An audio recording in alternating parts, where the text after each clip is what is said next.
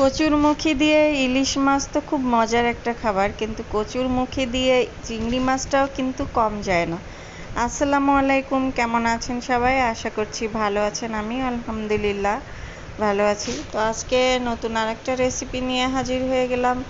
এটা আসলে সাধারণত সবাই রান্না করে, কচুরমুখী আর চিংড়ি মাছ।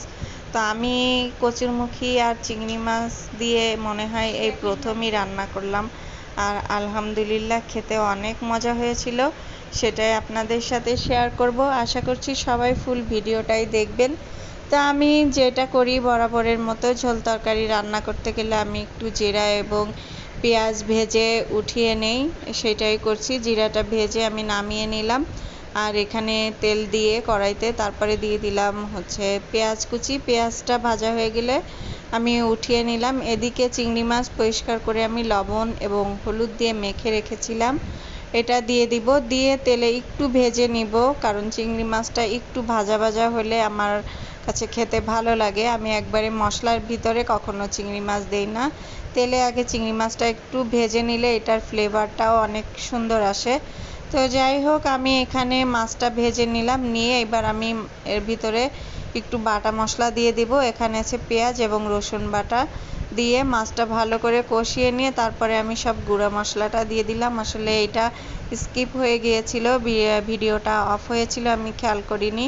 তো যাই হোক, আমি মশলাটা ভালো করে একটু পানি দিয়ে কষিয়ে নিলাম, তারপরে দিয়ে দিলাম একটু কাঁচামরিচ দিয়ে একটু নেড়ে চেড়ে এবার কচুরমুখীগুলো দিয়ে দিলাম। কচুরমুখীটা দিয়ে আমি ভালো করে নেড়ে চেড়ে নিব, কষিয়ে নিব আর কি। আর আমি কিন্তু মাছটা উঠিয়ে রাখলাম না, কারণ ইলিশ মাছ নরম মাছ, ওইটা উঠিয়ে রাখতে হয়, কিন্তু চিংড়ি মাছটা গলে যাওয়ার ভয় নেই, তো তাই আমি আর উঠিয়ে রাখলাম না আলাদা করে। একবারেই আমি কচুরমুখী দিয়ে একদম একটু সিদ্ধ হওয়ার পানি দিয়ে দিলাম। তো মাঝে জাল উঠে গেলে আমি একটু ঢাকনাটা উঠিয়ে একটু নেড়ে চেড়ে দিব।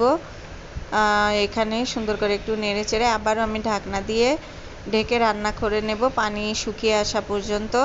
তো এখানে যে দেখতেই পাচ্ছেন পানিটা কিন্তু শুকিয়ে গিয়েছে, আর মুখিগুলাও বেশ সিদ্ধ হয়ে গিয়েছে। তো এইবার আমি ঝোলের পানি দিয়ে দিব পরিমাণ মতো। যেহেতু কচুরমুখীর তরকারিটা কিন্তু ঝোল তরকারি হলেও নামাইলেও কিন্তু বেশ খানিকটা টেনে শুকিয়ে যায়, তাই আমি একটু বেশি করে এই পানিটা দিব। আমি ঝোল ঝোল করে রাখবো তরকারিটা। তো আমি ঢাকনাটা দিয়ে ভালো করে একটু রান্না করে নিলাম পানিটা দিয়ে।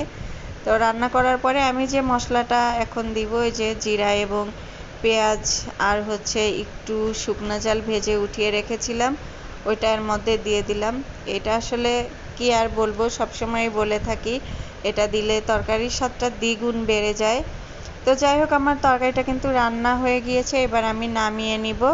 তো এই তো দেখতেই পাচ্ছেন তরকারির কালারটা কত সুন্দর এসেছে, মাশাআল্লাহ। আর খেতেও আলহামদুলিল্লাহ অনেক মজা হয়েছিল। আপনারা এইভাবে ট্রাই করতে পারেন। আজ এই পর্যন্তই, আল্লাহ হাফেজ।